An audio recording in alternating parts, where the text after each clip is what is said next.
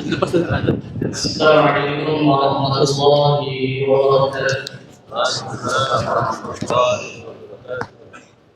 Innal hamdalillah nahmaduhu wa nasta'inuhu wa nastaghfiruh wa na'udzu billahi min shururi anfusina wa sayyiati a'malina. Man yahdihillahu fala mudilla lahu wa man yudlil fala hadiya lahu. Amma ba'du.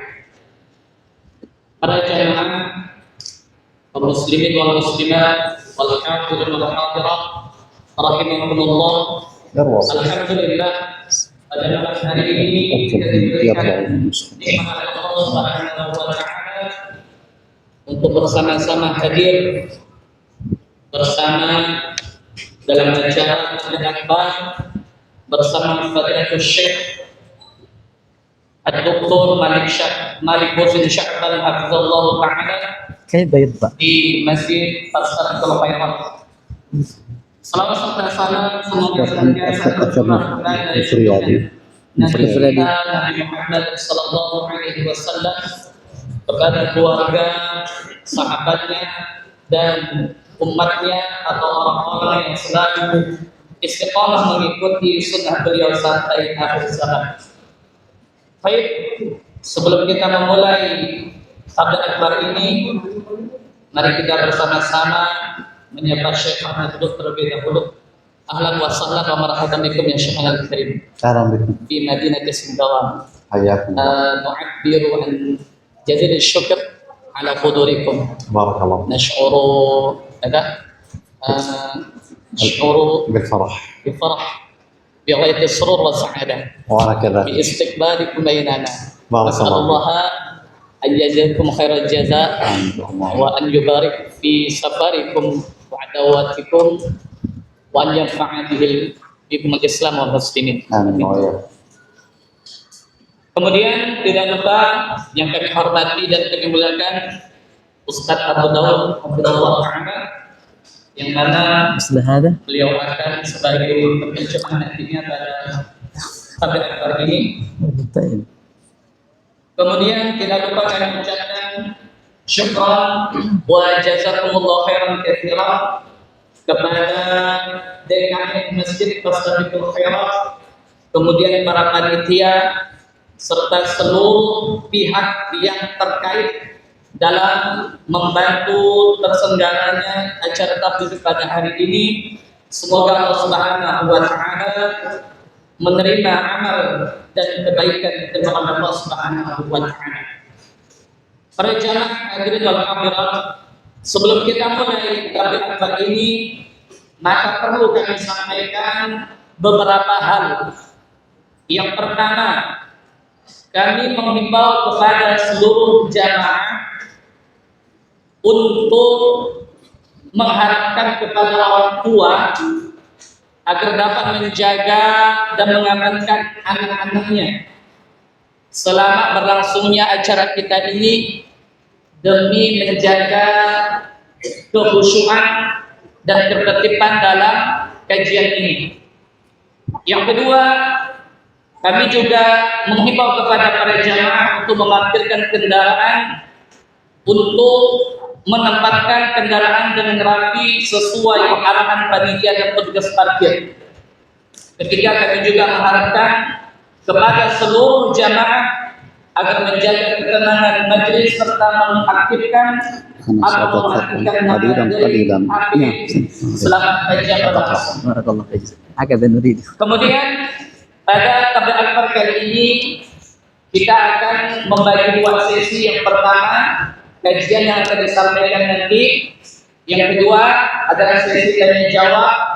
Mungkin diharapkan kepada para jamaah ketika ingin bertanya lewat kertas yang akan disampaikan nanti pada kami. Baik, sedikit mungkin untuk membacakan beberapa beliau naskah ini. Fikirati naskah syekh. ترجمة لا بأس. خلاص أخبرتهم.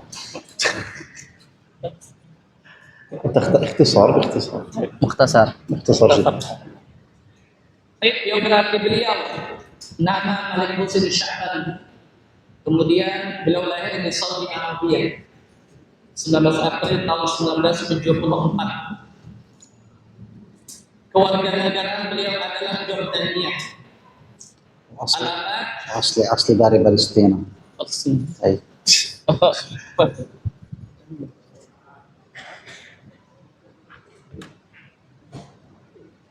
Beliau tinggal di Jakarta Timur, Jalan Kebun Nanas Selatan, Jatinegara. Kemudian profesi beliau adalah dosen di Lipia, Jakarta. Riwayat pendidikan beliau S1 Fakultas Akidah di Universitas Madinah, kemudian S2 jurusan Ilmu Al-Quran di Yordania, S3 jurusan Al-Quran di Yordania. Adapun karya tulis beliau sebagai berikut. Yang pertama, Rahasia Salat menurut Imam Syafii. Kemudian kitab Al-Qira'ah Quraniyah wa Qasam Qismani fi kitab Tarikh Al-Quran. Kemudian Muzakarah fil Mizan dan Asas Silsilah ila Akhlaq Fadilah Qaumiyah. Mungkin ini saja yang bisa kami sampaikan. Untuk mempersingkat waktu, mari kita bersama-sama mendengar kajian atau faedah yang beliau sampaikan, yang insya Allah kajian kita dengan tema Ahamiyatul Tauhid, pentingnya belajar tauhid. Baik, ila Syekh Fadil, tafadhal mashkuran ma'juran. Assalamualaikum warahmatullahi wabarakatuh.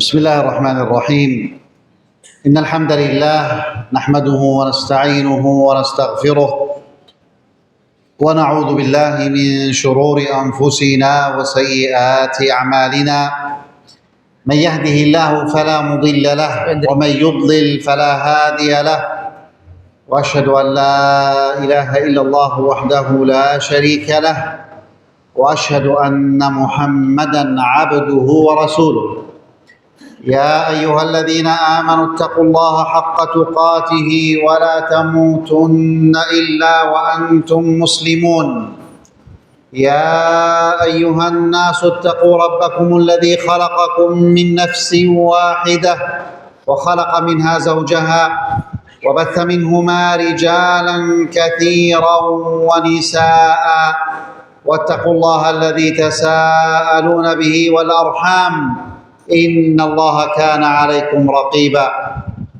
يا أيها الذين آمنوا اتقوا الله وقولوا قولا سديدا يصلح لكم أعمالكم ويغفر لكم ذنوبكم ومن يطع الله ورسوله فقد فاز فوزا عظيما أما بعد أيها الإخوة أحمد الله سبحانه وتعالى أن يسر لنا هذا اللقاء وأسأل الله عز وجل أن يجزي خيرا كل من أعد له وساهم فيه. نعم. بسم الله الحمد لله والصلاة والسلام على رسول الله.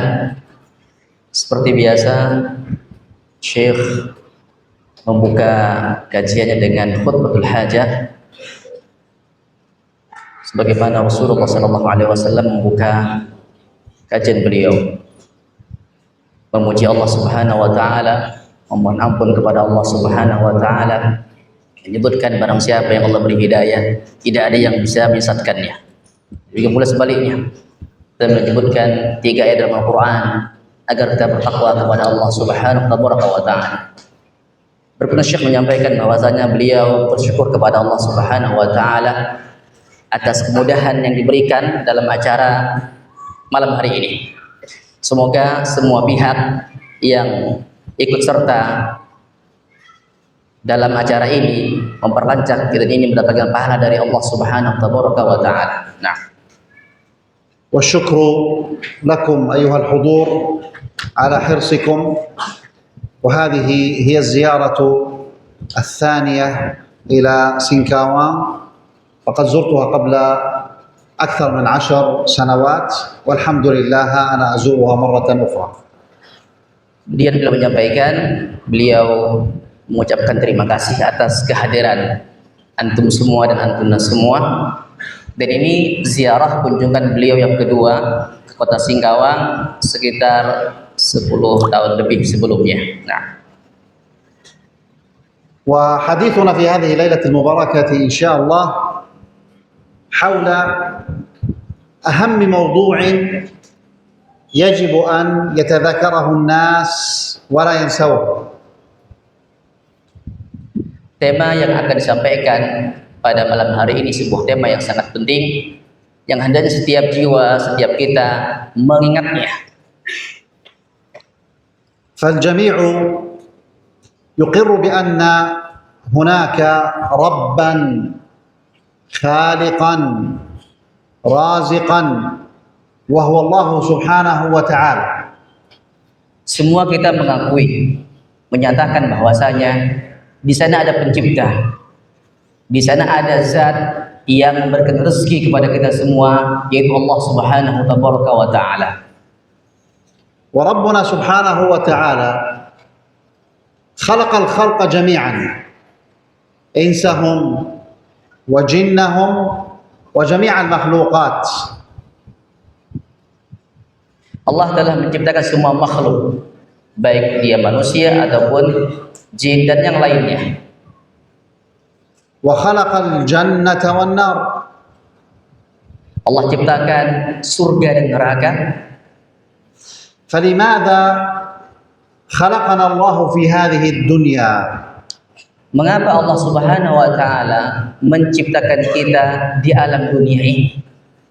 خلقنا الله سبحانه وتعالى في هذه الدنيا من أجل عبادته وحده لا شريك له. Allah ciptakan kita semua untuk hidup di permukaan bumi ini adalah untuk beribadah hanya kepada Allah saja. قال الله سبحانه وتعالى في سورة الذاريات وما خلقت الجن والإنس إلا ليعبدون. Sebagaimana firman Allah Tabaraka wa taala dalam surah Az-Zariyat yang artinya tidaklah aku ciptakan jin dan manusia melainkan agar mereka beribadah hanya kepada aku saja. فإذا الله الذي خلقنا والله الذي رزقنا فهو الذي يعبد وحده لا شريك له. Karena Allah yang menciptakan kita, maka kita hanya beribadah kepada Allah saja. Karena Allah yang ngasih kita rezeki, maka kita pun hanya beribadah kepada Allah saja. وربنا سبحانه وتعالى ما ترك الناس من غير أن يعلمهم بذلك بل أرسل إليهم رسلا. Allah tidak membiarkan manusia begitu saja, tapi Allah Jalla wa'ala mengutus para rasul untuk mengajari mereka masalah tersebut. هؤلاء الرسل عليهم الصلاة والسلام هم من بني آدم. Para rasul ini yang Allah utus mereka adalah manusia. وما من أمة إلا وأرسل الله إليهم رسولا. Sedangkan tidak ada satu umat pun melainkan ada seorang rasul yang Allah utus kepada mereka. فإلى أي شيء كان يبلغ ذلك الرسول؟ فأي شيء كان يبلغه الرسول؟ Maka apa yang para rasul sampaikan tersebut, apa yang mereka ajarkan kepada kita semua? يجيبنا الله سبحانه وتعالى حيث قال في سورة النحل ولقد بعثنا في كل أمة رسولا أن اعبدوا الله واجتنبوا الطاغوت فمنهم من هدى الله ومنهم من حقت عليه الضلالة. Allah sebutkan jawabannya untuk apa para rasul diutus dalam surah An-Nahl. Allah Jalla wa'ala mengatakan artinya, tidaklah kami mengutus setiap umat seorang rasul melainkan mereka berdakwah sembahlah Allah, hindarilah taghut. Sebagian Allah berhidayah, sebagian tersesat dengan dakwah tersebut. وقال سبحانه وتعالى في سورة الأنبياء وما أرسلنا من قبلك من رسول إلا نوحي إليه أنه لا إله إلا أنا فاعبدون. Demikian pula Allah Subhanahu wa taala menegaskan kembali dalam surah Al-Anbiya yang artinya tidak ada satu orang rasul pun sebelum engkau wahai Muhammad sallallahu alaihi wasallam melainkan mereka semua dapat wahyu untuk menyampaikan la ilaha illa ana fa'budun. Tidak ada sembahan yang hak melainkan saya, kata Allah Subhanahu wa taala, maka sembah saya. وأنزل الله سبحانه وتعالى على كل رسول كتابا يبين فيه كيف تكون عبادته سبحانه وتعالى. Demikian pula semua rasul Allah Jalla wa ala berikan kitab untuk menjelaskan bagaimana cara beribadah kepada Allah. قال الله سبحانه ألف لام را كتاب أحكمت آياته ثم فصلت من لدن حكيم خبير. هذا الكتاب هو القرآن الكريم. ماذا فيه؟ ألا تعبدوا إلا الله إنني لكم منه نذير وبشير. Demikian pula firman Allah Tabaraka wa dalam surah Hud ayat 1 sampai 2, Alif Lam Ra, kitab yang uhkimat di mana uhkimat Syekh? يعني كانت واضحة بينة ظاهرة. Kitab yang ayat-ayatnya jelas, sangat jelas. Kemudian Allah dirincikan ayat tersebut yang datang dari yang maha bijaksana lagi maha khabir, yang maha tahu. Apa itu isinya? Alla ta'budu illallah. Janganlah kalian menyembah melainkan hanya kepada Allah Subhanahu wa taala. Innani lakum minhu nadhirun mubin. Sungguhnya saya untuk kalian diutus untuk memberikan peringatan dan kabar gembira. وإذا قرأنا القرآن الكريم من أوله سورة الفاتحة ثم نبدأ بسورة البقرة نجد أن أول أمر جاء في القرآن في سورة البقرة في الآية 21 قوله تعالى يا أيها الناس اعبدوا ربكم الذي خلقكم والذين من قبلكم لعلكم تتقون.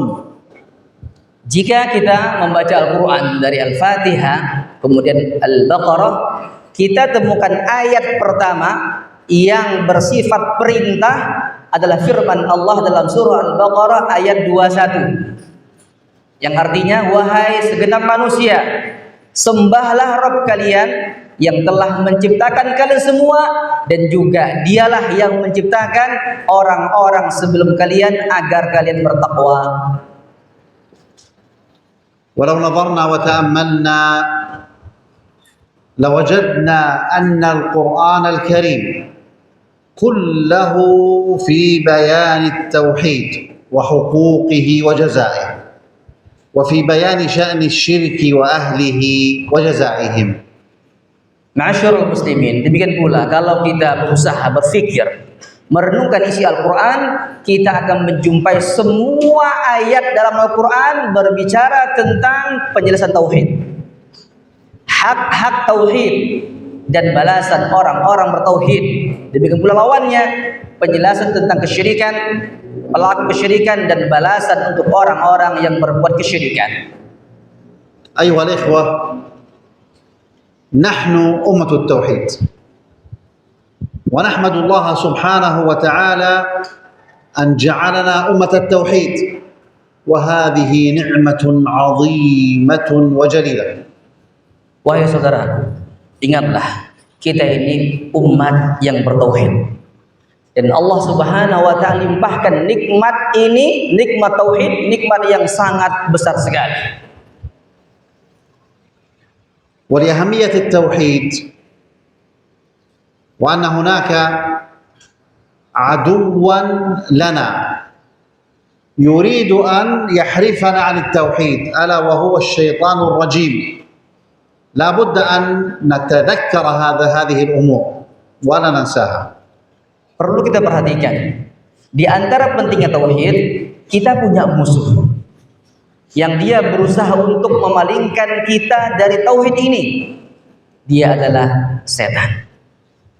فالشيطان الرجيم يلبس على الناس ويأتي بالشبهات حتى يكونوا من أهل الشرك ولا يكون من أهل التوحيد. Setan datang kepada orang-orang, memberikan talbis, kerancuan dalam berfikir dengan syubhat yang dilemparkan, sehingga kita berpaling dari tauhid dan condong kepada kesyirikan. ولذلك فإن عقوبة الشرك أن الله لا يغفره ويكون صاحبه في النار. قال تعالى: إن الله لا يغفر أن يشرك به ويغفر ما دون ذلك لمن يشاء. Sehingga Allah Subhanahu wa taala sangat-sangat mengancam kepada pelaku kesyirikan dengan firman-Nya, sungguhnya Allah Subhanahu wa taala tidak mengampunkan kesyirikan dan Dia mengampunkan selain kesyirikan. ولذلك فإن العبادة لا تكون عبادة مقبولة عند الله إلا بالتوحيد. Perlu kita ingat, ibadah yang dikerjakan tidak akan diterima oleh Allah Subhanahu wa taala melainkan harus ada tauhid di situ. لو أن إنسانا جاء يصلي المغرب مثلا من غير وضوء هل تقبل صلاته؟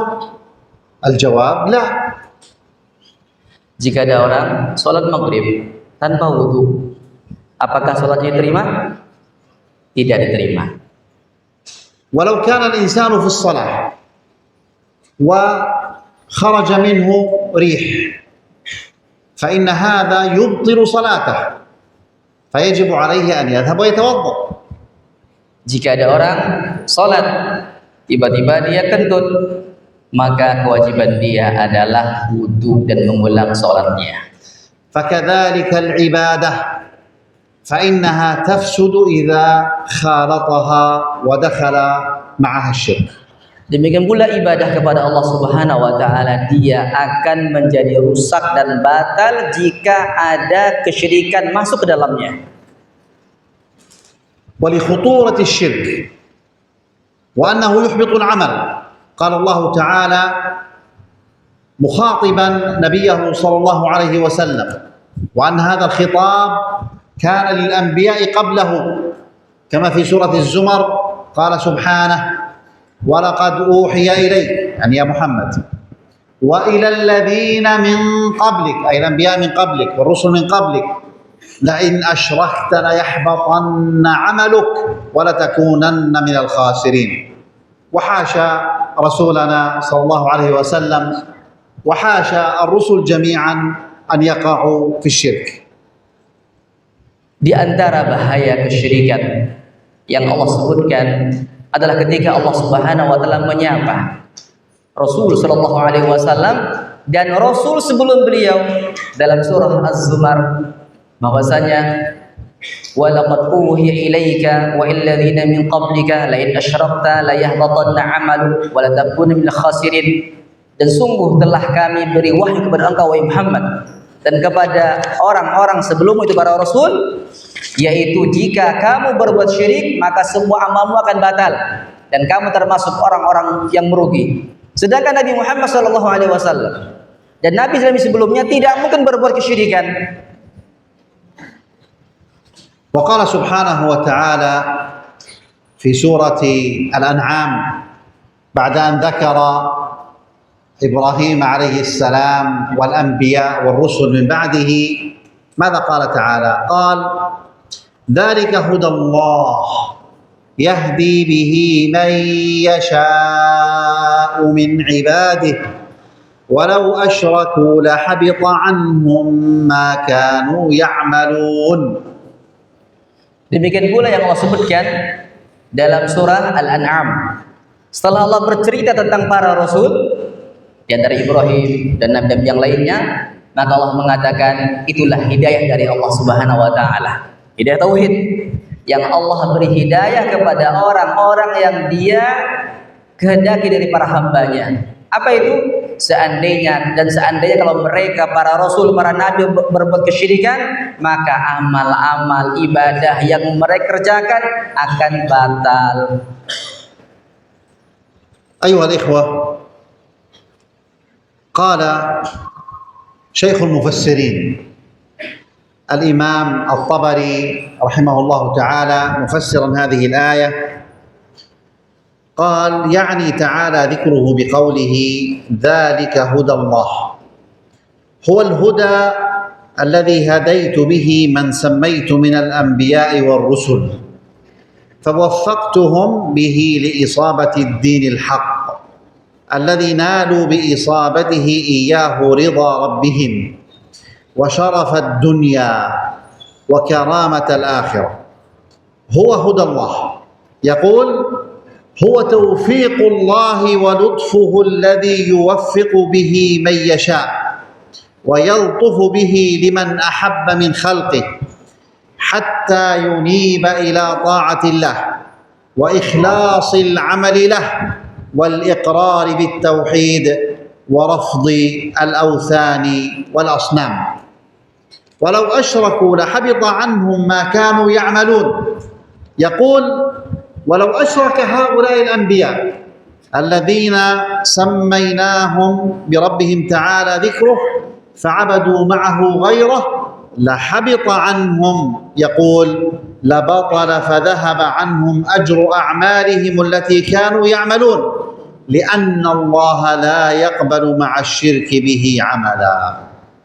Kemudian Syekh menyebutkan tafsir dari surah Al-An'am tadi, ucapan Al-Imam At-Tabari, ulama tafsir, di mana ketika Al-Imam At-Tabari menjelaskan firman Allah Ta'ala, dzalika hudallah, itulah hidayah Allah Subhanahu wa Ta'ala, yaitu petunjuk yang telah aku berikan dengannya untuk orang-orang yang aku sebutkan nama-nama mereka dari para nabi, para rasul.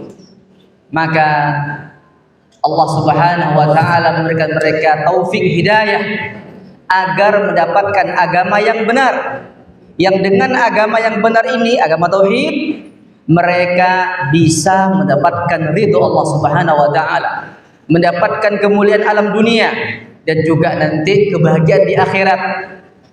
Hudallah, petunjuk Allah, yaitu taufik Allah, hidayah Allah Subhanahu wa Ta'ala, dan kelembutan Allah Subhanahu wa Ta'ala, sayangnya Allah Subhanahu wa Ta'ala kepada orang-orang yang Allah beri taufik dari yang Dia kehendaki.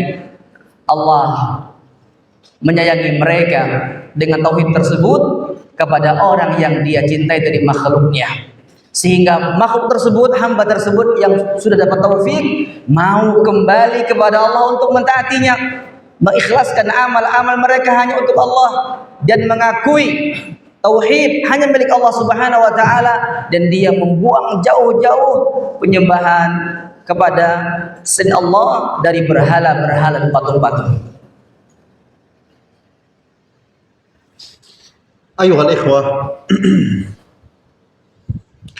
التوحيد هو قول لا إله إلا الله، ونحن نقول لا إله إلا الله في عبادتنا وفي أوقات كثيرة، ففي الأذان وفي الإقامة وفي الصلاة في قراءة القرآن وفي الأذكار، فنحن نوحد الله سبحانه وتعالى دائما. Wahai saudaraku, wahai saudariku, kita sudah mengulang-ulang kalimat tauhid, yaitu la ilaha illallah, baik ketika azan, ketika qomat, atau ketika sholat. Terus kita ulang-ulang kalimat tauhid, kalimat la ilaha illallah tersebut. وهذه الكلمة لا إله إلا الله هي الكلمة الطيبة وقد أمرنا الله سبحانه وتعالى بأن نعلمها ونعرف معناها ونعمل بها. Perlu kita ketahui kalimat la ilaha illallah, kalimat thayyibah, kalimat yang sangat-sangat baik yang Allah Subhanahu wa taala menyuruh kita, memerintahkan kita untuk memahami maknanya, mempelajari kandungannya. فقال سبحانه وتعالى آمرا النبي صلى الله عليه وسلم كما في سورة محمد فاعلم أنه لا إله إلا الله. فإذا كان هذا الأمر لنبينا محمد صلى الله عليه وسلم فهو أمر لنا كذلك. Perhatikanlah firman Allah Tabaraka wa Ta'ala ketika menyapa Nabi Muhammad sallallahu alaihi wasallam, dan perintah Nabi itu perintah untuk kita juga. Dalam surah Muhammad ayat 19, Jalla wa ala mengatakan fa'lam annahu la ilaha illallah. Maka ketahuilah, pelajarilah, kenalilah bahwasanya tidak ada sembahan yang hak melainkan hanyalah Allah Subhanahu wa taala. ولذلك هذا الاجتماع الطيب هو استجابة لأمر الله سبحانه وتعالى بأن نتعلم لا إله إلا الله وأن نعرف أهمية التوحيد في حياتنا ويوم نلقاه يوم القيامة. Dan pertemuan kita malam hari ini semoga termasuk bentuk sambutan kita kepada Allah Subhanahu wa taala untuk mempelajari kalimat tauhid, karena akan dibahas, kita akan membahas, mempelajari tentang masalah tauhid yang ini perlu kita perhatikan ketika kita masih hidup, bahkan sampai kita meninggal dunia nanti ketemu Allah Subhanahu wa taala. لأننا إذا تعلمنا معنى لا إله إلا الله وآمنا بها وعملنا بها فإننا نكون من أهل الجنة. Wahai saudaraku, kalau kita mempelajari tauhid ini, kita mengimaninya dan kita mengamalkannya dalam kehidupan kita sehari-hari, insya Allah kita akan termasuk penghuni surga. Allahumma amin. عن عثمان رضي الله عنه قال قال رسول الله صلى الله عليه وسلم من مات وهو يعلم أنه لا إله إلا الله دخل الجنة. Perhatikanlah hadis dari sahabat Utsman bin Affan, semoga Allah meridhoinya, dia berkata bahwasanya Rasulullah SAW bersabda, barang siapa yang wafat meninggal dunia sedangkan dia dalam keadaan mengerti, mengilmui tentang la ilaha illallah, tidak ada sembahan yang hak kecuali Allah, maka dia akan masuk surga. فنسأل الله سبحانه أن يجعلنا ممن يعلم أنه لا إله إلا هو وأن يدخلنا الجنة. Kita berdoa kepada Allah Subhanahu wa taala termasuk golongan yang paham la ilaha illallah, mengilmui la ilaha illallah, dan juga kita minta kepada Allah termasuk penghuni surga. Allahumma amin. وعن أبي هريرة رضي الله عنه قال قال رسول الله صلى الله عليه وسلم أشهد أن لا إله إلا الله وأني رسول الله لا يلقى الله بهما عبد غير شاك فيهما إلا دخل الجنة. يعني أنه يكون من أهل اليقين. Perhatikan kembali juga hadis dari sahabat Abu Hurairah, semoga Allah meridhoinya, berkata, baginda Nabi Muhammad SAW bersabda, saya bersaksi tidak ada sembahan yang hak kecuali Allah, dan saya bersaksi sesungguhnya saya ini utusan Allah. Tidaklah seorang hamba berjumpa dengan Allah membawa kalimat tersebut, kalimat la ilaha illallah Muhammad Rasulullah, dan dia mantap, dia yakin, tidak ragu, melainkan dia akan menjadi penghuni surga. فالعبد إذا مرض يقول يا ربي اشفيني، أو مرض له أحد من أهله يقول يا ربي اشفه، وإذا كان فقيرا يقول يا ربي ارزقني، وإذا كان يريد الولد يقول يا ربي أسألك ذرية طيبة، وهكذا يسأل الله جميع أموره. Demikianlah praktek seorang hamba ketika contohnya dia sakit, yang dia panggil siapa? Ya Allah, sembuhkan saya. Atau ada orang sakit, dia berdoa, ya Allah, sembuhkan orang ini dari sakitnya. Atau ada di antara kita yang dia miskin, tidak punya harta, dia mengatakan, ya Allah, beri saya harta. Atau ada seorang yang mungkin Allah belum beri dia keturunan, dia pun memanggil Allah, ya Allah, beri saya keturunan. Dia panggil Allah Subhanahu wa taala. فهذا الذي يفعل هذا الفعل هو الموحد، وهو الذي يعلم أنه لا إله إلا الله. Orang yang dia hanya memanggil Allah dalam doa-doanya, dialah ahli tauhid. Inilah sebenarnya orang yang bertauhid, dia hanya memanggil Allah Subhanahu wa taala dalam doanya.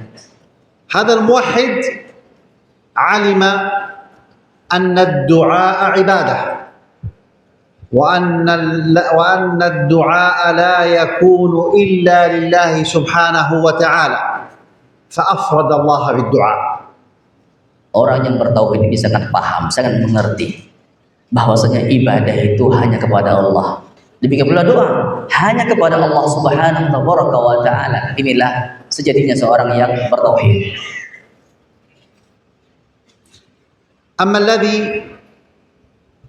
يدعو الله ويدعو معه غيره هذا هو الشرك، وهذا مسكين لم يعرف التوحيد. Adapun orang yang memanggil Allah juga memanggil selain Allah, inilah orang yang berbuat syirik, orang musyrik. Kasihan orang ini, dia tidak paham makna tauhid sebenarnya.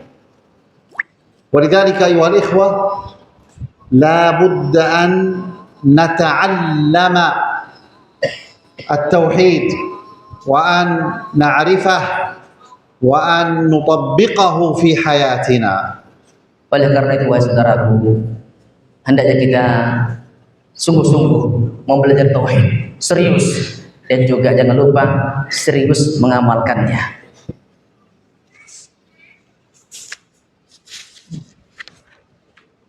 عن معاذ بن جبل رضي الله عنه عن النبي صلى الله عليه وسلم قال: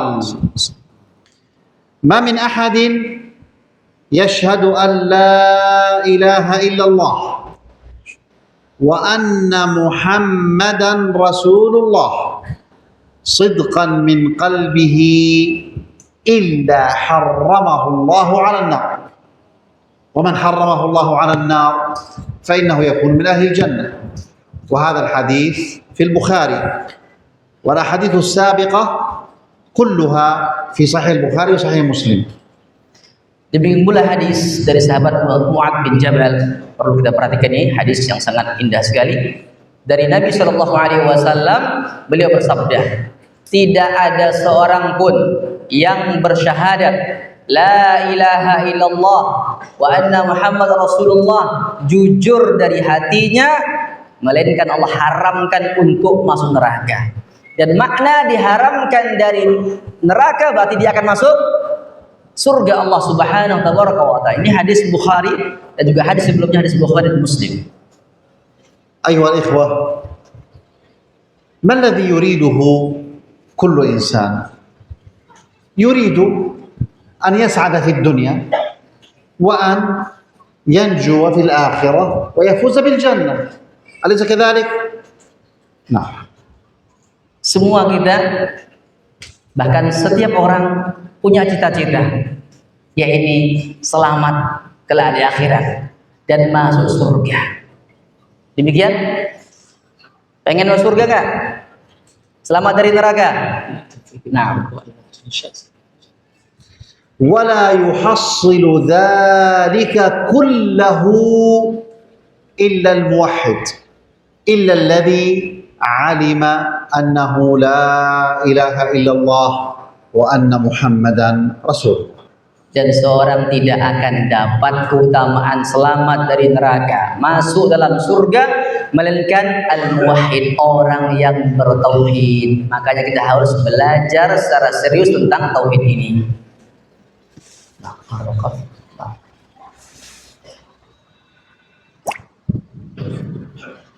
Pada jamaah yang kepada Allah Subhanahu wa taala, berhubung kita sudah masuk waktu Isya, maka kita laksanakan sholat Isya dulu. Setelah salat kita akan melanjutkan kembali. Barakallahu fikum. Wassalamualaikum warahmatullahi wabarakatuh. Bismillahirrahmanirrahim. Wassallallahu ala nabiyyina Muhammadin wa ala alihi wa ashabihi ajma'in. Para jemaah kaum muslimin wal muslimat, insyaallah setelah disyari kita melanjutkan kembali. Kami ingatkan kepada orang tua yang membawa anaknya untuk tetap dijaga dari anak-anak demi kesehatannya dari dengan baik dan baik. Bismillahirrahmanirrahim. Alhamdulillah wassalatu wassalamu ala Rasulillah wa ala alihi wa sahbihi wa sallama tasliman katsira.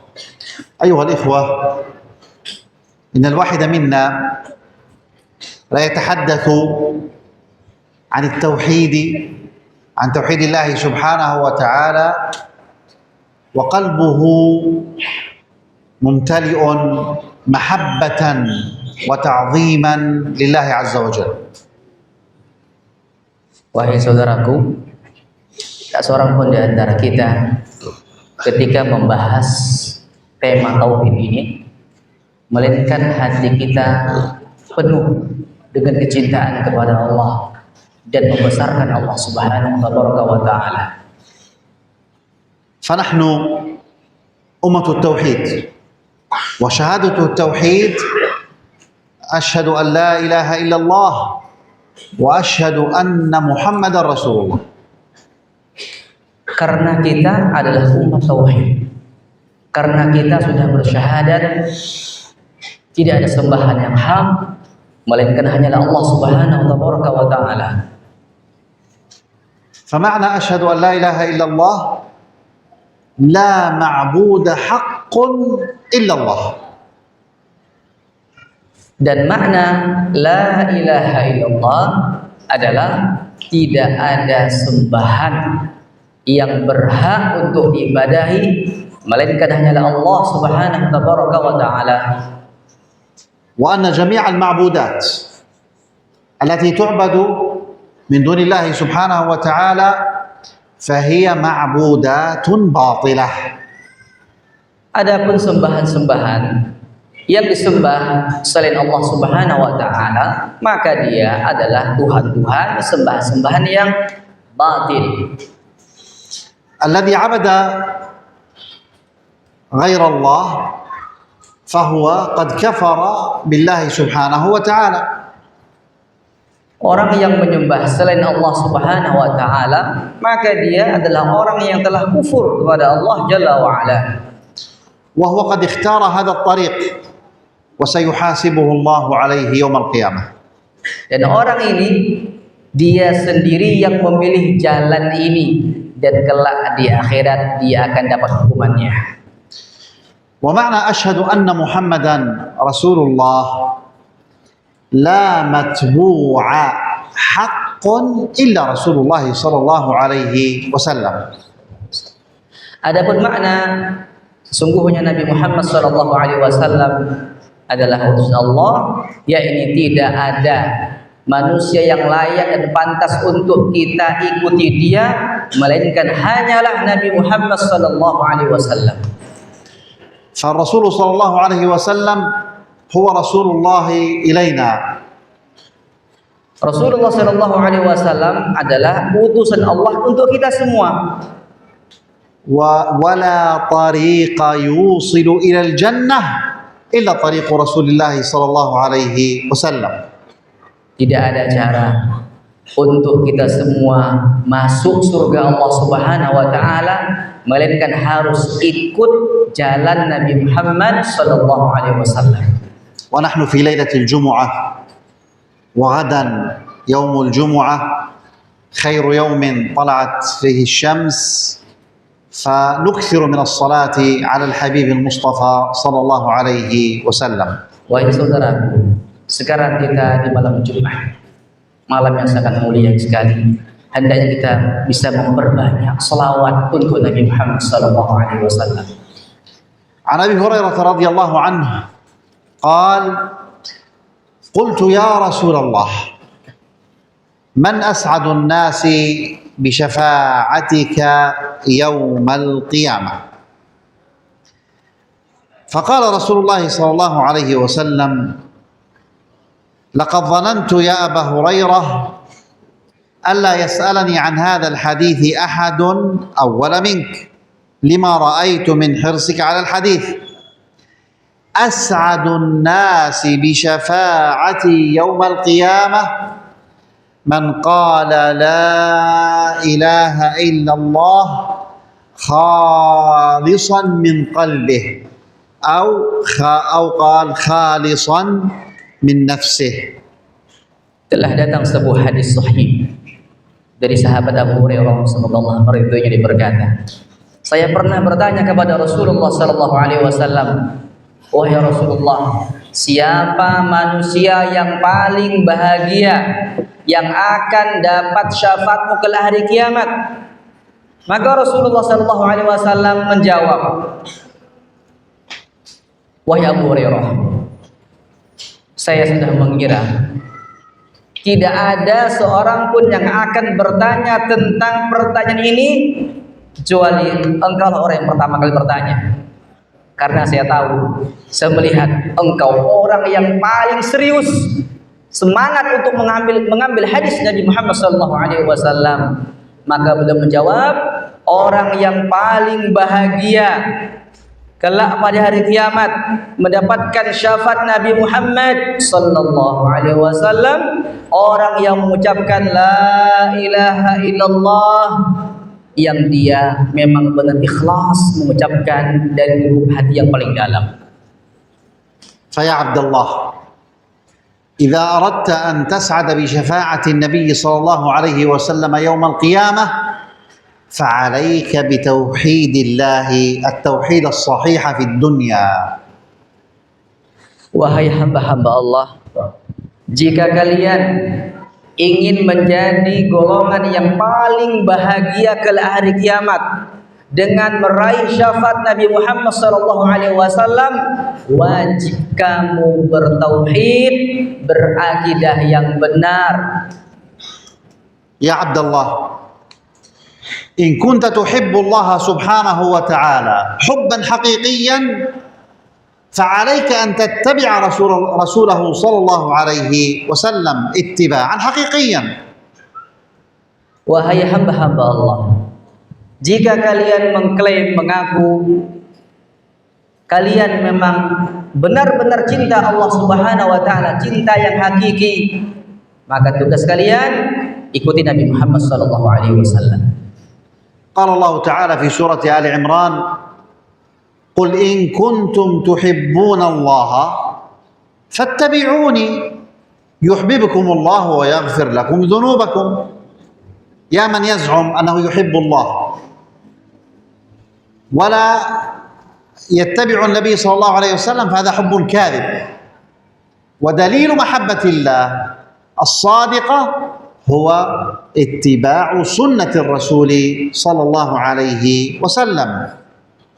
Perhatikanlah firman Allah Tabaraka wa Ta'ala dalam surat Ali Imran, ya, di mana Allah Subhanahu wa Ta'ala berfirman kepada Nabi Muhammad sallallahu alaihi wasallam atau kepada manusia, jika kalian mencintai Allah Subhanahu wa Ta'ala, mengklaim saya cinta Allah, maka ikutilah saya, ikutilah Nabi Muhammad SAW, maka Allah akan mencintai kalian dan menghapuskan dosa-dosa kalian. Jika ada orang mengakui cinta Allah Subhanahu wa Ta'ala lalu tetapi dia tidak mengikuti jejak Nabi Muhammad SAW, maka pengakuan ini adalah pengakuan yang bohong, omong kosong. Ya Abdullah, inna at-tauhid yu'allimuka al-ikhlas, an tukhlisa lillahi azza wa jalla fi jami'i aqwalika wa af'alika wa ibadatik. Wahai hamba-hamba Allah, tauhid ini memberikan kita pelajaran. Hendaknya kita benar-benar mengikhlaskan, memurnikan, mengkhususkan semua ibadah yang kita kerjakan hanya untuk Allah semata-mata, bukan untuk yang lainnya. Faman kana hadha haluh harramahu Allah 'ala an-nar. Barang siapa yang punya sifat seperti ini, ikhlas dalam beribadah kepada Allah, maka Allah haramkan dia untuk masuk neraka. An Itban bin Malik radhiyallahu anhu عن النبي صلى الله عليه وسلم قال: فإن الله حرم على النار من قال لا إله إلا الله يبتغي بذلك وجه الله. Ikhlas. Nah. Mengapa demikian? Jadi mengapa orang yang ikhlas dalam bertauhid Allah haramkan dari neraka? Karena ada sebuah hadis dari sahabat Itban bin Malik.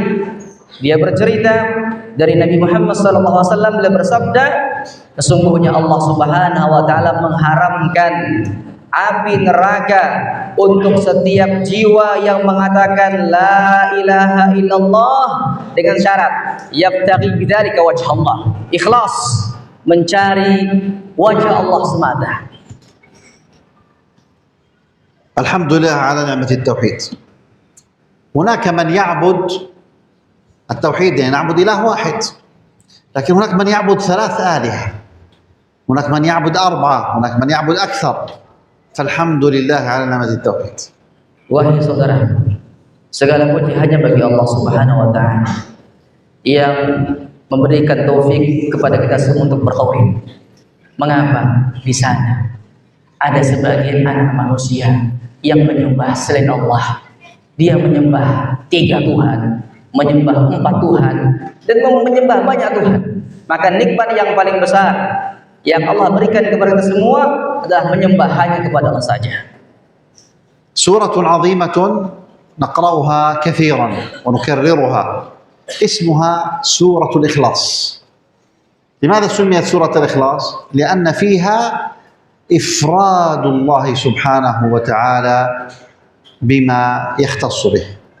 Di sana ada sebuah surat dalam Al-Quran yang semua kita sering membacanya, yaitu surat apa tadi? Al-Ikhlas. Mengapa disebut surah Al-Ikhlas? Karena isi utama surah Al-Ikhlas adalah mengesahkan beribadah hanya kepada Allah semata, bukan kepada yang lainnya. Qul huwallahu ahad, wahid subhanahu wa ta'ala, la syarika lah. Allahus samad, as-samad alladhi nas'aluhu hawaijana wa hajiyatina. Nah, firman-Nya, qul huwallahu ahad. Katakan wahai Muhammad sallallahu alaihi wasallam, Allah esa, Dia tunggal, Dia satu. Allahus samad. Apa makna as-samad?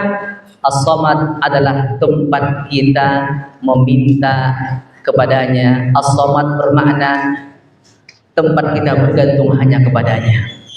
Lam yalid walam yulad, la yalid wa laysa lahu walad wa laysa lahu ab wala Lam yalid, dia tidak beranak, dia tidak punya ibu, dia tidak punya bapak. Walam yulad, dan dia tidak dilahirkan. Walam yakul lahu kufuwan ahad, laysa lahu syabih wala mathil wala nadhir subhanahu wa ta'ala. Walam yakul lahu kufuwan ahad maksudnya adalah tidak ada satu pun yang serupa, sebanding sepadan dengan Allah Subhanahu wa taala. عن أنس رضي الله عنه قال قال رسول الله صلى الله عليه وسلم ثلاث من كن فيه وجد حلاوة الإيمان أن يكون الله ورسوله أحب إليه مما سواهما وأن يحب المرء لا يحبه إلا لله وأن يكره أن يعود في الكفر كما يكره أن يقذف في النار. Dari sahabat Anas bin Malik, semoga Allah meridhoinya, dia berkata, Rasulullah SAW bersabda, 3 perkara jika ada pada diri seorang, dia akan bisa merasakan manisnya, lezatnya iman. Yang pertama adalah Allah dan Rasulnya lebih dia cintai dari segala-galanya. Yang kedua, dia tidak mencintai seseorang melainkan karena Allah Subhanahu wa taala.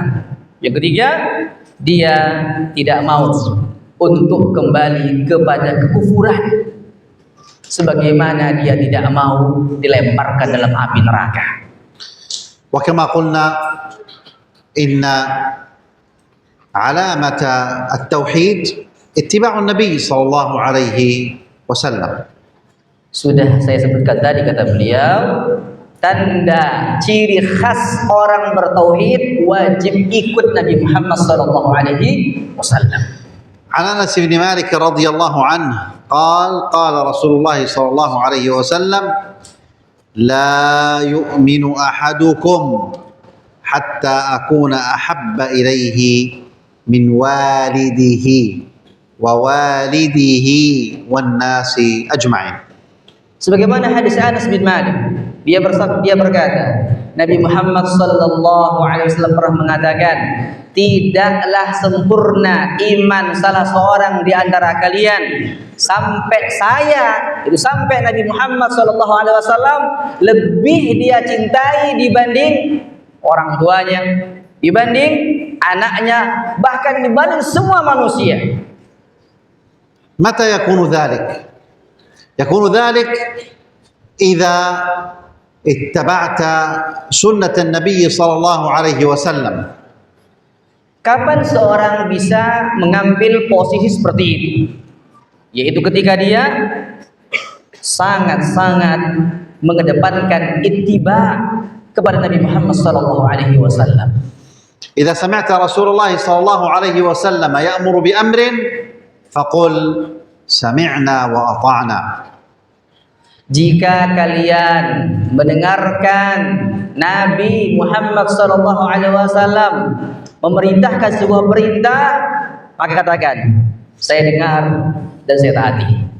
وإذا سمعت النبي صلى الله عليه وسلم ينهى عن شيء لا تفعل كذا لا تقل كذا فقل سمعنا وأطعنا ولا تفعل ذلك النهي.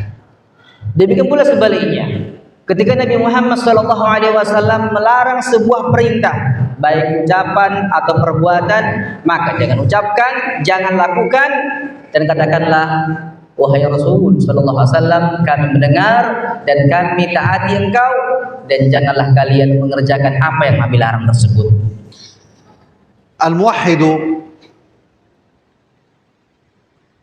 في هذه الدنيا يكون مطمئنا مستقر القلب. Seorang yang bertauhid sejatinya adalah orang yang hatinya sangat tenang dan jiwanya mantap. وأضرب لكم مثلا مهما في عقيدة المسلم.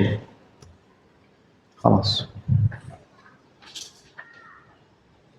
وأضرب لكم مثلا مهما في عقيدة المسلم. ترجم. Saya akan berikan contoh yang penting untuk kita dengarkan baik-baik tentang bagaimana akidah seorang muslim. من أركان الإيمان الستة الإيمان بالقدر خيره وشره. Termasuk rukun iman yang 6 adalah kita punya kewajiban mengimani takdir. Apakah takdir itu yang bersifat baik atau yang buruk? هذا هو الركن السادس من أركان الإيمان. Dan ini rukun iman yang ke berapa? ما معنى الإيمان بالقدر خيره وشره؟ Apa makna iman kepada takdir yang baik dan buruk? معناه أن كل شيء يكون في هذه الدنيا فهو بأمر الله وإذنه. Apa makna beriman dengan takdir yang baik dan buruk? Maknanya adalah kita punya keyakinan yang mantap. Semua peristiwa yang terjadi di alam semesta ini tidak mungkin terjadi melainkan dengan perintah Allah dan izin Allah Subhanahu wa taala. وقد أرشدنا الله سبحانه وتعالى وأرشدنا الرسول صلى الله عليه وسلم كيف نتعامل مع القدر إذا كان مؤلما. Allah dan Rasul sudah memberikan kita pengajaran, bimbingan bagaimana menyikapi takdir yang mungkin nanti bersifat membuat kita tidak nyaman. قال النبي صلى الله عليه وسلم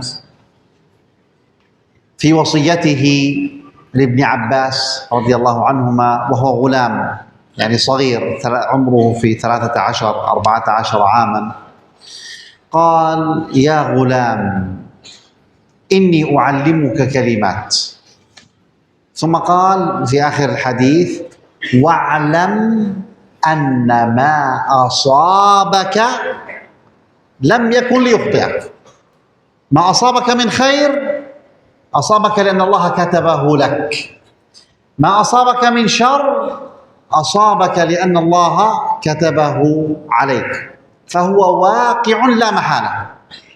واعلم أن ما أصابك لم يكن ليخطئك، واعلم أن الأمة لو اجتمعوا على أن ينفعوك بشيء لم ينفعوك إلا بشيء قد كتبه الله عليك، ولو اجتمعوا على أن يضروك بشيء لم يضروك إلا بشيء قد كتبه الله عليك، رفعت الأقلام وجفت الصحف.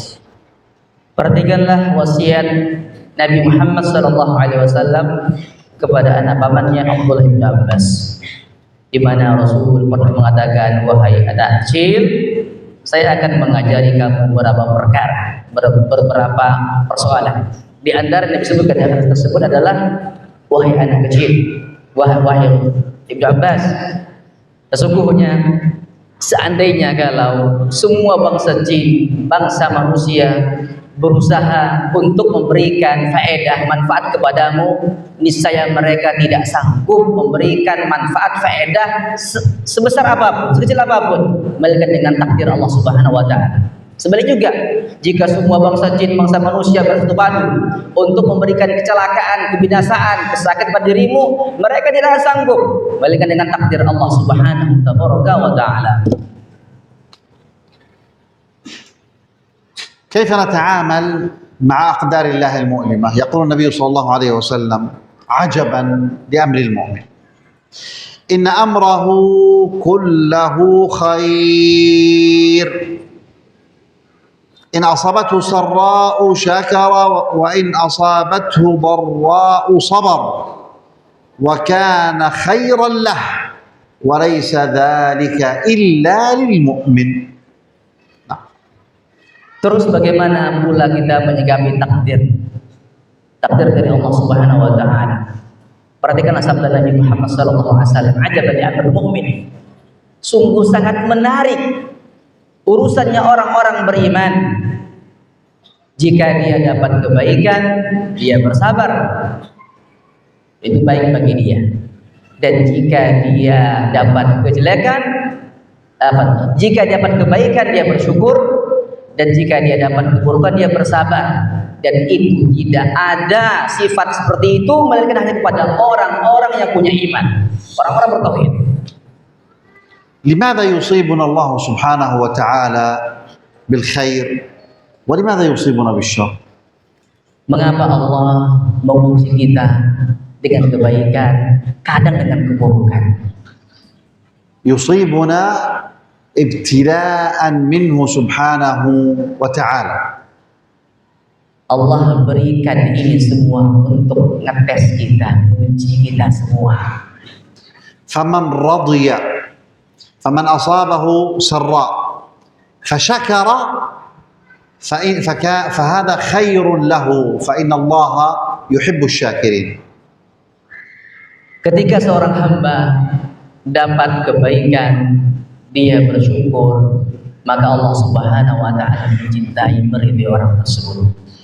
وإن أصابتك ضراء شيء مؤلم في هذه الدنيا فهو بتقدير الله، فعليك الصبر على أقدار الله المؤلمة فإن الله يبدلك خيرا.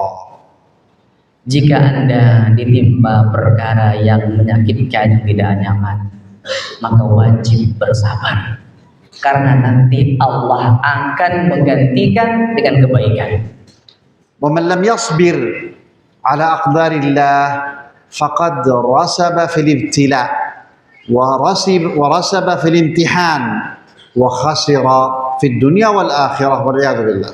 Barang siapa yang tidak bersabar dengan takdir yang membuat dia tidak nyaman tersebut, dia tidak sabar, maka dia telah gagal dalam ujian dan dia merugi kelak di akhirat. ولذلك نبينا محمد صلى الله عليه وسلم كان يحمد الله في جميع أحواله.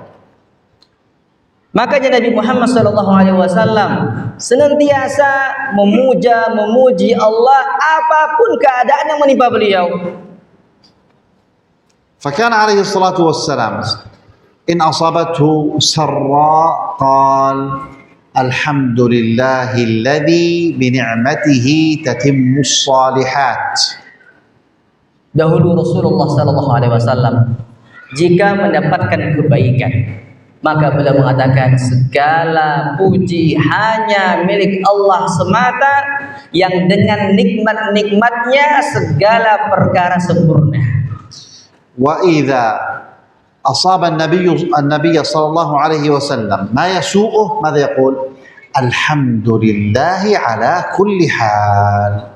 Adapun ketika Nabi ditimpa perkara yang tidak membuat beliau nyaman, maka beliau hanya mengatakan tetap segala puji hanya bagi Allah apapun keadaannya. والابتلاء أيها الإخوة يكون الابتلاء بالشيء المؤلم بأقدار الله المؤلمة يكون كفارات للذنوب ويكون رفعة للدرجات فهو خير وإن كان ظاهره الشر. Wahai saudara, perkara-perkara yang menimpa kita dari keburukan sejatinya itu kebaikan. Allah ingin menghapuskan dosa-dosa Anda, dosa-dosa kita, dan Allah ingin mengangkat derajat kita setinggi-tingginya. والكلام أيها الإخوة في هذا الباب طويل وكثير وجميل، ولكن نكتفي بهذه الإشارة. نسأل الله سبحانه وتعالى أن يوفقنا وإياكم لكل خير وأن يجنبنا كل شر. Dan untuk membahas pembahasan seperti ini pembahasan yang sangat panjang, yang banyak sekali, dan ini juga pembahasan yang sangat indah sekali. Mungkin isyarat yang tadi disebutkan, semoga itu bisa kita ambil faedah dan pelajaran.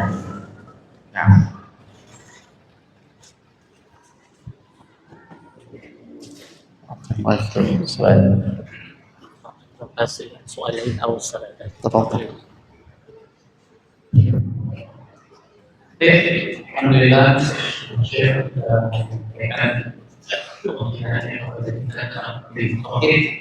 jadi sebelum kita mengakhiri pertemuan ini, kami mungkin memerlukan pertanyaan buah atau pikiran karena berbagi waktu, maka kami persilakan kepada dari jemaah Kalau ada pertanyaan silakan.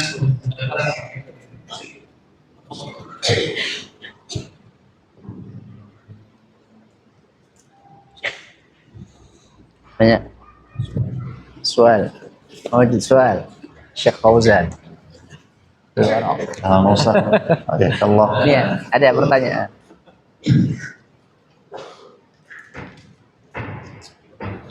Ada yang apa?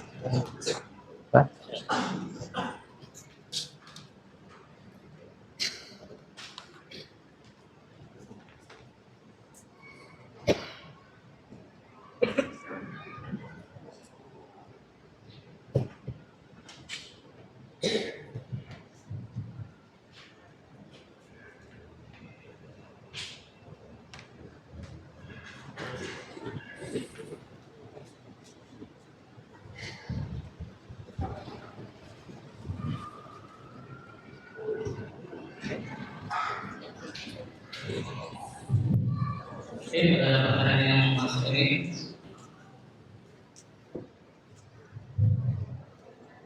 Bagaimana sikap kita sebagai orang yang bertauhid terhadap kondisi ekonomi sekarang ini?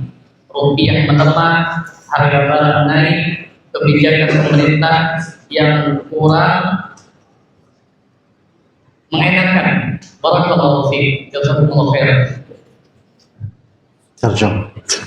شيخ ما موقف الموحد تجاه أحوال إندونيسيا الآن يعني أحوال إيش؟ إندونيسيا يعني روبية هذا ضعيفة يعني ثمن سلع مرتفعة يعني روبية لا قيمة له إلا قليل ما موقف موحد تجاه هذه المسألة ويعني أهل الحكام كأنه يظلم الناس.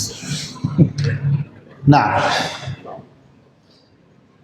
الموحد يعلم أن الربية يعني إذا ارتفعت بقدر الله وإذا انخفضت فكذلك هي بقدر الله.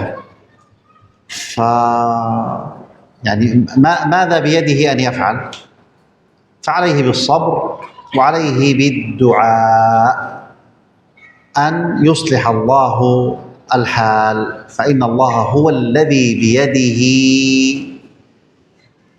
تصريف الأمور كلها. Nah, menghadapi masa seperti ini para jamaah sekalian, kita tahu ya orang yang bertauhid itu meyakini naiknya rupiah takdir Allah, anjloknya rupiah takdir Allah Subhanahu wa taala. Terus apa sikap kita? Yang pertama kita ya bersabar. Sabar ya, sabar. Yang kedua, kita harus banyak berdoa kepada Allah Subhanahu wa taala agar memperbaiki keadaan seperti ini, keadaan yang ada ini. Nah, ولذلك أثر عن أحد السلف أنه قال لا أبالي لو أصبحت حبة الحنطة القمح بدينار، ودينار ذهب غالي. لماذا؟ لأن الله هو الرزاق. فأنت علق قلبك بالله سبحانه وتعالى ولا تعلق قلبك بالمخلوقين. makanya ada disebutkan dari para salaf, dia pernah mengatakan, saya tidak peduli harga satu biji gandum nilainya 1 dinar, 4/4 gram emas, 1 biji gandum. Saya nggak peduli. Karena mengapa demikian? Karena saya yakin semua dengan takdir Allah Subhanahu wa taala. Rezeki tangan Allah. Maka jangan gantungkan nasibmu pada makhluk, tapi mintalah kepada Allah Jalla wa ala. Nah.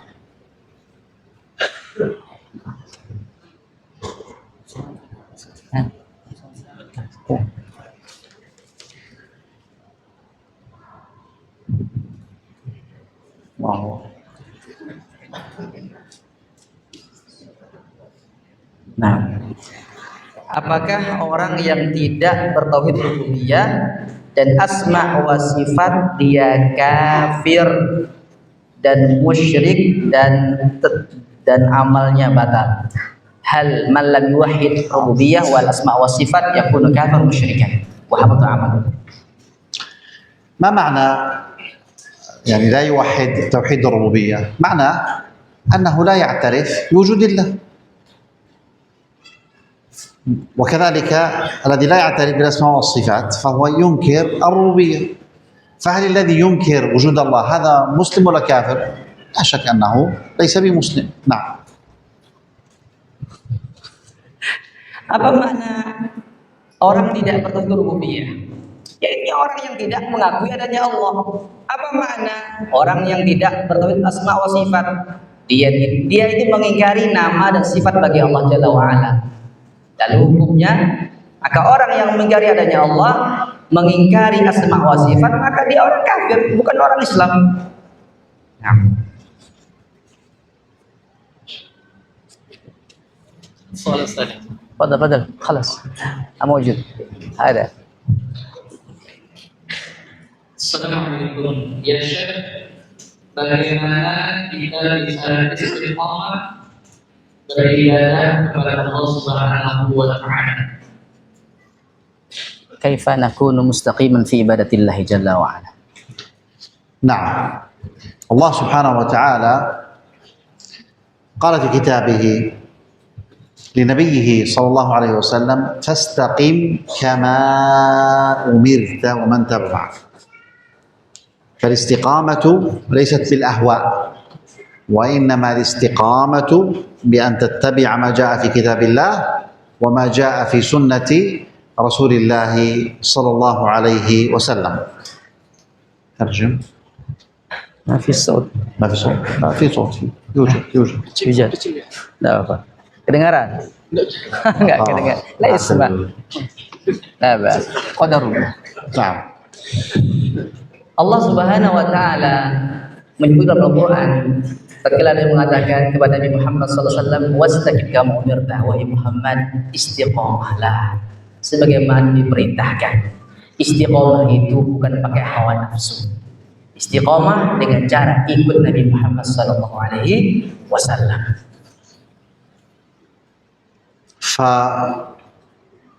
فالنبي صلى الله عليه وسلم جاء بالدين كاملا لا نقص فيه.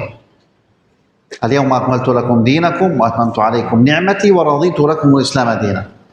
فالاستقامة أن تسأل: هل فعل رسول الله صلى الله عليه وسلم هذه العبادة؟ إن كان الجواب لا نريدها. إن كان الجواب نعم فنقول: كيف فعلها رسول الله صلى الله عليه وسلم حتى نفعلها كما فعلها رسول الله صلى الله عليه وسلم. Istiqomah sejatinya adalah kita mengikuti Nabi Muhammad sallallahu alaihi wasallam. Agama yang beliau bawa sudah sangat sempurna, tidak kurang sedikit pun sama sekali. Allah Jalla wa Ala mengatakan dalam surah Al-Maidah, "Al-yawma akmaltu lakum dinakum wa atamtu 'alaikum ni'mati wa raditu lakum Islam dinan." Pada hari ini aku telah sempurnakan agama untukmu. Aku sudah sempurnakan nikmat bagi kalian dan aku sudah meridhai Islam sebagai agama kalian. Maka istiqamah adalah ittiba' mengikuti Nabi Muhammad sallallahu alaihi wasallam.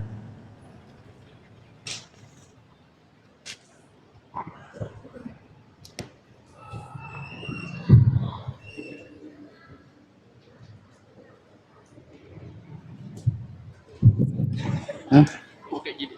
Tanya soalnya. Boleh, Ustaz. Roza, soal. حكم الصلاة على جنازة الكاهن من المسلمين. ها؟ السؤال الأول حكم الصلاة على جنازة المسلمين، جنازة الكاهن من المسلمين. نعم. والثاني يعني العضو بالجهل يعني يدعو لغير الله يعني أو من يدعو إلى القبور. السؤال الأول. عنده سؤال يسمعنا صوته. لا نعم. سمعنا صوتك. كيف؟ تفضل. تفضل فوزان. يسأل بالإندونيسي وترجم بالعربية. نعم، silahkan. Pertanyaan saya terkait dengan hukum mensolatkan jenazah hukum yang mati dari orang kaum muslimin. Dan yang kedua terkait dengan Nah, أيوة ترجم. sesuatu aja kali. Yang itu usah nanti. Soal awal hukumus salati 'alal muslim wa huwa kahin. وهو Kahin. كاهن. ما معنى الكاهن؟ الكاهن هو الذي يدعي علم الغيب، وعلم الغيب لا يعلمه إلا الله سبحانه وتعالى. ترجم هذا. Apa itu dukun? Dukun adalah orang yang ngaku-ngaku tahu perkara yang gaib. Padahal yang gaib ini tidak ada seorang pun yang tahu melainkan Allah Subhanahu wa taala. والكاهن يخبر أحيانا بأشياء من الغيب فتكون صحيحة. Seorang dukun kadang menginformasikan sebuah informasi yang gaib, sebagiannya kadang benar, kadang terjadi. وذلك لأنه يتعامل مع الشياطين، لأنه يتعامل مع الجن. Itu terjadi karena dia kerjasama dengan setan atau jin. والجن والشياطين لا تتعامل مع الكهان إلا إذا كفروا بالله سبحانه وتعالى. Jin atau setan tidak mau kerjasama sama dukun, melainkan dukun itu harus kufur kepada Allah Subhanahu wa taala. ولذلك نرى عامة الكهان أو أغلب الكهان لا يصلون مع المسلمين. Makanya kebanyakan yang kita lihat di lapangan, banyak para dukun nggak sholat bersama kaum muslimin. فمن كان هذا حاله وكان يتعامل مع الجن ويدعي علم الغيب ولا يعني يؤدي العبادات مع المسلمين فهذا ليس بمسلم. Makanya jika dia kerjasama ya dengan setan atau dengan jin, الذي يتعامل مع الجن ويدعي علم الغيب ولا يؤدي العبادات مع المسلمين. Jadi orang yang kerjasama dengan jin, kemudian berbuat sesuatu yang kufur, يدعي علم الغيب yang mengaku perkara yang gaib, ولا يؤدي العبادات مع dan المسلمين tidak beribadah bersama kaum muslimin, maka dia ليس بمسلم. bukan orang Islam. هذا يذكرني بشخص ملحد، يعني لا يؤمن بإله، لا يؤمن بإله. فلم Ini mengingatkan saya, kata Syekh, tentang seorang yang mengingkari adanya Tuhan. Dia tidak beriman kepada Allah. فلما مات يعني يتكلمون عنه في حلقة في التلفاز، يتكلمون عنه في حلقة في التلفاز، برنامج يتكلم الناس يتكلمون. نعم. شخص ملحد وشخص موحد، الذي مات. Nah, Syekh. هناك شخص ملحد مات Baik. فيتكلمون عنه بعدما مات. من يتكلم؟ حلقة في التلفاز، أو تلفاز. فيها مقدمة، هنا ملحد وهنا موحد وهنا المقدم البرنامج. Nah, jadi ada di siaran televisi itu dialog diskusi, yang satu pengingkar Tuhan, yang satu pembawa acara, yang satu lagi tadi siapa itu? ايش؟ Mulhid, موحد وملحد وهناك مقدم برنامج. dan seorang yang bertauhid, dialog antara dua orang ini. Jadi ada pembawa acaranya, ada orang yang mengingkari Allah, dan orang bertauhid berdialog. فالموحد يقول هذا الملحد في نار جهنم. الموحد يقول هذا الملحد في نار جهنم. Maka yang bertauhid mengatakan yang mulhid ini, yaitu pengingkar Tuhan, dia dalam neraka jahanam. فغضب الملحد هذا الحي الذي يعني من طلاب ذلك الملحد، غضب قال لا تقول هذا، لا تقول انه في النار. Maka yang mulhid ini, pengingkar Tuhan, anak buahnya ini marah, jangan ngomong kayak gitu kamu. فقال له الموحد انت لا تؤمن بالله ولا تؤمن بالنار ولا تؤمن بالجنه، لماذا تغضب؟ Lah, ngapa kamu marah? Kamu nggak beriman kepada Allah, tidak beriman kepada surga neraka. Mengapa kamu marah? فهؤلاء الملاحدة وغيرهم لهم دينهم وليسوا من أهل التوحيد وليسوا منا ولسنا منهم كذلك الكهنة. Nah, mereka ini sebenarnya bukan kaum muslimin, mereka punya agama tersendiri. Maka bagi mereka agama mereka, bagi kita agama kita, tidak ada urusan dengan mereka. Maka seperti juga orang yang dukun tadi, kahin tadi, seperti juga dia. Bukan bagian kita, dia juga bukan bagian daripada kita. والموحد الذي يعرف التوحيد لا يذهب إلى الكهان ولا يسألهم لأنه يعلم أنهم كذبة دجالون. Orang yang bertauhid tidak akan datang ke dukun karena dia tahu dukun itu pembohong. نعم. السؤال الثاني Soal tsani anifan. نسيت. Udzur bil jahal. انسى. Nah, nanti. نعم. هل بقي أسئلة ولا نختم ولا هذا؟ إيه؟ خلاص كما تشاء. إذا في أسئلة في الموضوع في التوحيد لا بأس. أما أسئلة عامة لا. سؤالنا شيخ موجود. هات. نعم. يعني إن هذا السؤال طويل مجانا. يعني منها يعني عندنا مجلس علم. إيش؟ عندنا مجلس نقيم مجلس علم. نعم. في القرية، لكن لا نبحث عن التوحيد. إيش؟ لا نبحث عن التوحيد. نعم. يعني نبحث عن الفقه والأدب أخلاق، لا نتكلم عن التوحيد. ما موقفنا هذا؟ طيب اسأل.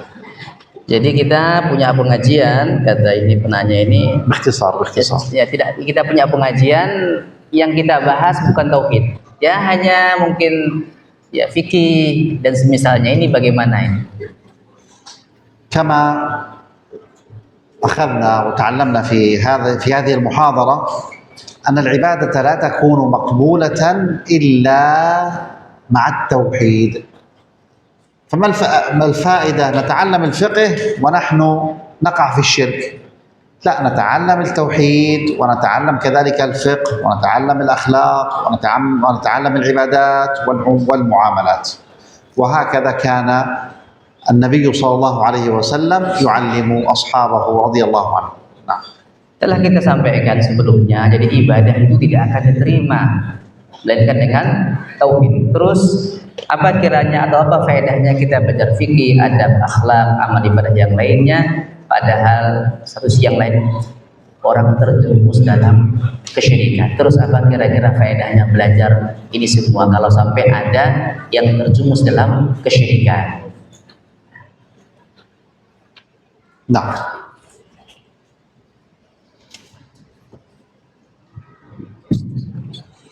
Jadi pada zaman kita mengenal Allah Subhanahu wa Ta'ala, karena berhubung untuk kita bahas, maka mungkin untuk soal dan jawab kita cukupkan sampai di sini. Kami mohon maaf kepada para jemaah sekalian, jika ada yang mengajukan pertanyaan yang tidak bisa dijawab, kami mohon maaf karena keterbatasan waktu.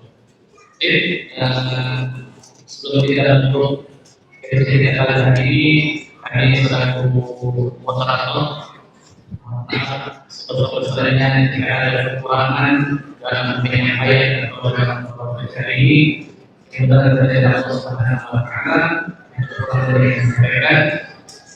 Kita banyak berterima kasih kepada Syekh yang sudah memberikan masukannya, memberikan penjelasan tentang pentingnya tauhid.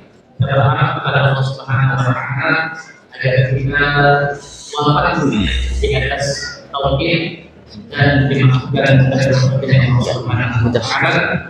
Barakallahu fiik ya Syekhana, syukran ala ilmika wa tawfiqika. Nasallallahu ta'ala an fi syekh wa an yarzuqhu sihat wal afiyah was salam wa an yahfazahu wa ahlahu wa yasqatahu ويجزيه خير الجزاء. آمين يا رب العالمين. Kita sampai pertemuan kita dalam membaca doa kafaratul majlis. Subhanallahumma wa bihamdika, asyhadu an la ilaha illa anta, astaghfiruka wa atubu ilaik. Assalamualaikum warahmatullahi wabarakatuh. Assalamualaikum warahmatullahi wabarakatuh.